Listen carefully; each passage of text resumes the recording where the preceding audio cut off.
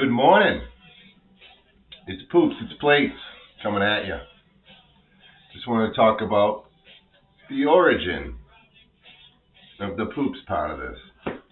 That's right. Some of you know me as bearded day drinking, but now I'm back with a little bit different topic situation. Just going to tell a little bit about the story. Poops and Plates is going to be, naturally, Poops. It explains itself. It's funny still. But, I have no colon. I've had that removed along with most of my rectum. I'll get into that. Hopefully some people that are tuning in, you're either just going through that or maybe you've gone through it. Maybe it's not a big fucking deal and I'm just making it a big deal. But, there's some times where it gets difficult, where, the uncomfortableness kind of it rears its ugly head and sometimes tries to get that little bit of victory over you. But in any case, just want to talk a little bit about that kind of stuff. But also, as I kind of begin a different kind of fitness journey, I think it's important physically, especially, sorry, this hat is itchy. Fitness is very important. So as I finish up my delicious breakfast, got to get that outside time in and start every day with a walk. That's my advice, but you do what you want to do. Here it is. This is what I'm here for. So back when I was about 20, 21 years old, I had a funny feeling when I went to the bathroom. Go to the hospital. I'm like, it doesn't hurt. There's a little bit of blood, but it feels funny. So they're like, you're 20, you probably have a terrible diet. Change up your diet. Switch your white bread to wheat bread. Little tricks and shit, drink more water, whatever, more fiber. So I do that, come back in a year. It still kind of feels funny. I don't think it's a hemorrhoid. That was their thought. Probably a hemorrhoid, whatever. So I come back in a year. They're like, look, we can do a colonoscopy. I said, all right, let's do it. They did a sigmoidoscopy, which is the first, I think, 8 inches maybe up in there. I don't know. I don't know what the real rules were. But anyway, it's in the office. There's no anesthesia, nothing. They just go in there raw dog. They find 7 fucking polyps. Uh-oh. We got to do a colonoscopy. So I'm 21. Go and get the colonoscopy. They found 50 or whatever. They pulled them all out. Biopsied. They're all precancerous, I guess. All the biopsies. I don't know if they biopsied how many, but they were all precancerous. So got to get checked every year. I'm getting checked every year. This is back when I'm still in the motherland and we're civilization, Massachusetts. Around 30 years old is when I moved to the south for me, down in Virginia, unfortunately. Anyway, within a couple of years of being down here, I'm still getting checked and everything. And it had gone to every 2 years, and it went to every 6 months at different points. But by the time I'm 30, 31, I'm down here. I've got thousands. What? So, I get a second opinion because they're telling me, you're going to need a colostomy bag. We're going to remove it. Your life's going to change. Basically, you're not going to be able to do certain things, eat certain things. And naturally, at 31 years old, male ego, you don't want to hear that shit. So that's what I was thinking. I got a second opinion, which incorporates another old memory. Growing up in the Northeast, Roman Catholic, altar boy.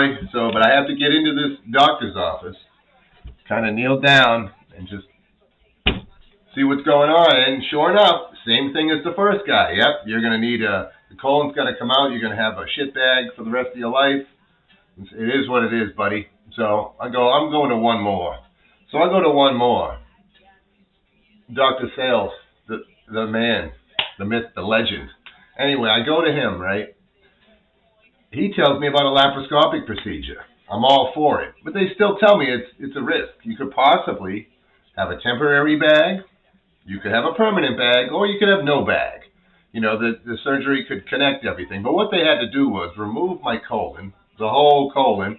It frames the whole, where's this damn camera? Frames your whole small intestine, And then my rectum, which is like the holding tank, for your shit before it comes out. So that had to come out too. So what they actually ended up leaving me with was about an inch of my rectum, is what they tell me. I haven't really seen any photographs, but if you check the serial number on my asshole, it's probably only an inch of the original one. So anyway, they go in and they're telling me all this. I go get prepped. I go to the doctor to tell me where it's going to be. They draw where the sack's going to be, the bag's going to be on me, all this shit. And tell me what I can't eat. I won't be able to lift certain things, at least for a certain amount of time. And I didn't like that. And anyway, going to surgery. It's in July of '07. Prep is 48 hours, 2 full days of NPO, nothing by mouth, right? So we had a going away colon party. My friends are hilarious, brought over diapers and shit. Go in, waiting past the time where the doc's supposed to be to come get me, and he comes in and says, sorry, you're going to have to reschedule. Not going to make it today. Shit. Anyway, needless to say, it happened the next month in August. So it's 11.5-hour surgery. I wake up, it's 8 o'clock at night. I say to my wife, are we going in soon? She's like, you're all done. It's 8 o'clock at night. First thing I do is feel, no bag. All right. Still can't feel anything. I'm groggy as hell. I do remember, though, when they transferred me over to the bed from the gurney, from the recovery room, the dumb bitch put the remote for the bed directly on my abdomen. You know, I just had 11.5 hours of surgery and a pretty important organ removed. I just woke up, and it's just, so I said a few choice words, if you can believe that shit, and it didn't matter. She couldn't speak or understand English, I'm sure. That's how it is sometimes. But anyway, that was 6 days in the hospital, and I really can say I haven't looked back, you know. Had some bumps and bruises along the way, but I can't complain. It's the shit. Ha! So then, you know, that's my basic story of how my journey started. But just to let you know, after that, within 11 months, I had run a half marathon. I didn't complete the whole 13.1 miles running, but I completed a half marathon is what I did after that. And then I also, within that time frame, I also pushed 315 up on the bench press, which is stupid. But at the time, that's what I wanted to do. I was like, can I get the fuck back to where I was? So it didn't take me very long. Then I was on a mission trip in a third world country. Didn't have running water, you know. A part of the trip was in a place that did, but then part of the trip was in, you know, 9-10 days was no running water. You know, it was troughs over the garden. At the end of the day, you know, you could get a warm shower if there was enough rainwater or whatever that had accumulated in there. So it's that kind of place. You know, you're shitting in the garden. Way in the back of the garden, there's an outhouse that has a hole in the ground and flies and bees and shit.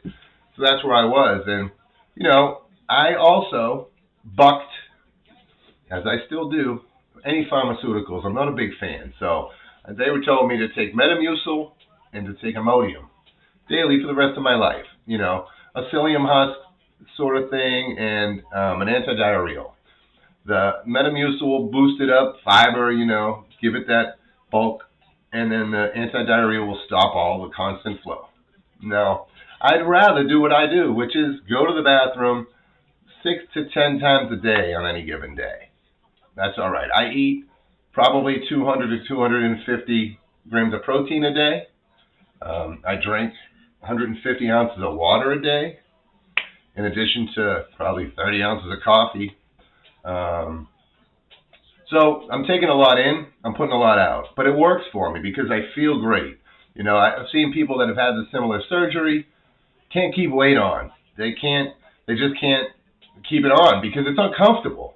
And I tell people that you have to get used to that uncomfortableness, and it works for everything. And it's the big thing, you know, in fitness where you got to be uncomfortable to grow. You got to be comfy with being uncomfy. It's kind of the way I look at it, where I'd say 80% of the time I'm a little bit uncomfortable at least because I got to shit, you know, or the butthole hurts. You know, I'm sure, who's out there? Is anybody out there that's picked this channel up because of the J Pouch? If you're still watching this, which is amazing, Let me know in the comments if you get that hot poker in the ass feeling, because that's my favorite. You know, I kind of started to turn it into a little bit of a fun thing. Like, come on, that's all you got? That's it? All I got to do is stand still, let it throb for a couple minutes, and then I can get about my day, all right? But anyway, that's all to say. A lot of shit being thrown in this first video. And I say shit a lot, not just because of this topic, but I'm guaranteeing if there's one or two of you that have stuck through this entire tirade, I appreciate it. And if you have and you've already heard this shit, if I added anything to the story or left something out, let me know in the comments too. Because I'm not the world's greatest storyteller. This was right off the cuff. I didn't practice or anything. So, but that's all I wanted to bring you today was the story, the background. We'll get into some more topics. If you are watching this as a J Poucher, as somebody with no colon, I salute you because we're doing it. There's no problems. No problems that we can't handle, you know what I mean? Like, at some point, I'm probably going to have a colostomy bag. But whatever. If it is, it is. I'm going to do everything I can to avoid that. But, God is good. Let's just remember that. He's not going to give you anything you can't handle. You know what I'm saying? At least that's my belief system. Remember, it's nice to be important, but motherfucker, it's more important to be nice.